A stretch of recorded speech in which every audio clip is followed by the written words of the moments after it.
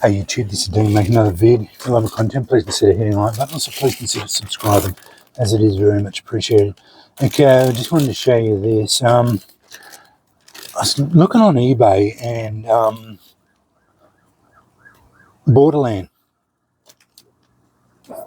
Bushcraft, the blokes who make they make a lot of stuff. Anyway, I bought a couple of strikers off them. They did that rectangular striker, and they had a fire lighting jute product.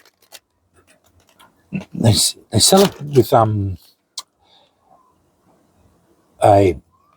tube. They put the tube down. You can take the tube off it and use it as a bellows, or the usual forever match sort of business. But they were talking about selling the refills, and they had three 25-inch lots of this.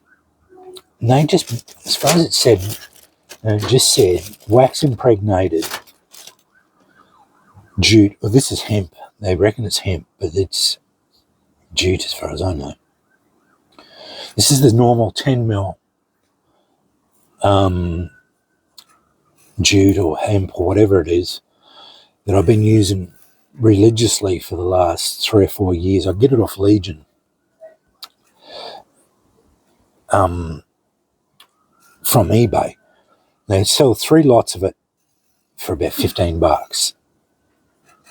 I love the stuff. Anyway, I'm thinking about what I might do. I'll make up 3 lots of 25-inch lots. And this was some wax that I had left over from, I bought a thing from the markets the other day, and this was the wax that was in it. Tinderbox that I've converted over to a tinderbox. Anyway, I'm going to melt all that wax. So there's 1, 2, 3, 4, 5 and a bit half candles. I normally put the fire gel in it as well. I'll make up 3 lots, maybe 20-inch ones. And they had 3 lots in it.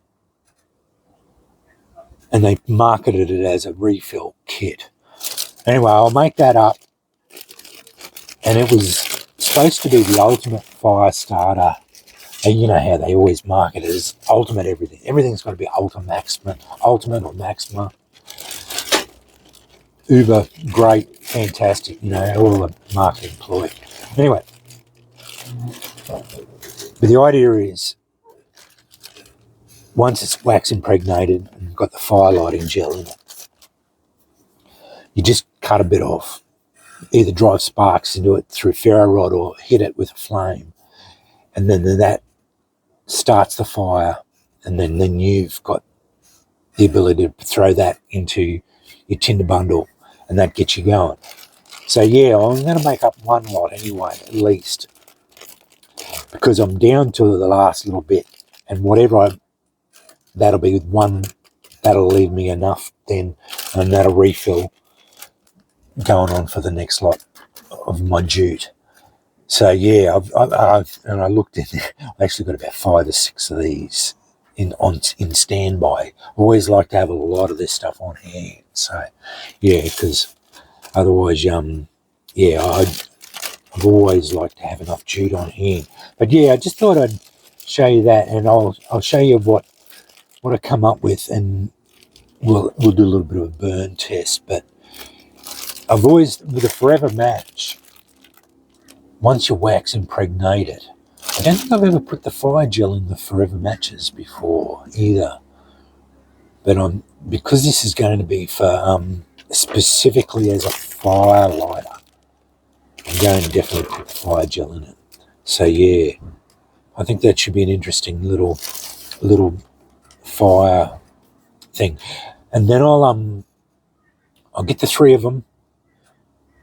I don't know what I'll store it in yet, because it'll have to be in a little bag, and that'll be going in a kit, probably in my bare bones kit, because that was this was the idea. I sort of had this in my in the back of my mind when I saw that the other day, because I'm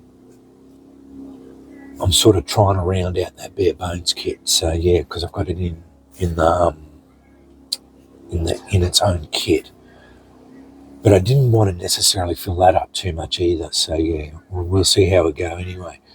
But either that or I'll put it in my 8-inch kit, 8-inch batten ferro rod kit.